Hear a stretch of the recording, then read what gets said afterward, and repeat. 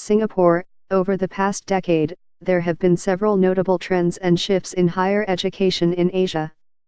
Three major developments in particular are reshaping the higher education sector in Asia in significant ways that look set to persist. These include the vast growth in the number of students enrolled in post-secondary education, a focus on the liberal arts education model at several leading universities, and the changing model of research, innovation, and enterprise.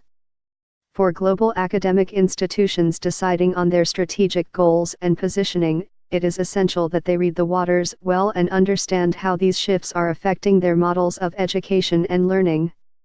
Vast enrollments. While developed economies like South Korea and Japan have maintained high post-secondary enrollment rates for many years, the story of the past decade has been the unprecedented speed and scale of this growth in China, and, to a lesser degree, India. The numbers are remarkable, with enrollments by 2020 estimated at more than 37 million in China and more than 27 million in India. In my view, this is generally a good thing, as it is giving many students the opportunity to develop intellectually and pursue expanded career options. But it has also resulted in significant challenges. In South Korea, graduate unemployment among 25 to 29-year-olds rose to 8.2% in November 2016, not a particularly high figure in global terms but from an East Asian perspective, a recent historic high.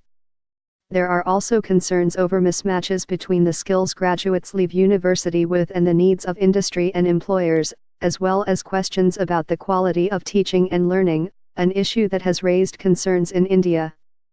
In China, the rapid expansion of higher education has resulted in mismatches in the supply of and demand for graduates. Major cities with large concentrations of graduates have high unemployment, whereas small and medium cities have an insufficient number of graduates to meet demand. This may be a short-term phenomenon, as the Chinese government is reported to be converting several colleges into vocational schools to focus on skills matching to address concerns of not just high unemployment rates but falling graduate salaries. For a small country like Singapore, a key question is how do we ensure our graduates retain a talent edge, given the huge growth in graduates in the region? A demand for a liberal arts education. A second major shift is the growing desire to improve the quality of teaching, with a trending rise in interest in liberal arts education programs among several leading universities in Asia. This is a shift away from an education model of early deep specialization towards one with greater academic breadth. It is also a shift from pedagogies traditionally based on rote learning and lectures towards more interactive modes of learning, such as tutorials, symposiums, and seminars.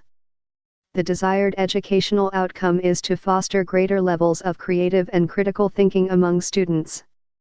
It is with this shift in mind that the National University of Singapore, NUS, partnered with Yale University to launch the Yale News College at NUS in 2013, motivated by a joint vision of developing a new model of liberal arts education which brings together the best elements from the US and the intellectual traditions, contexts, and culture of Asia.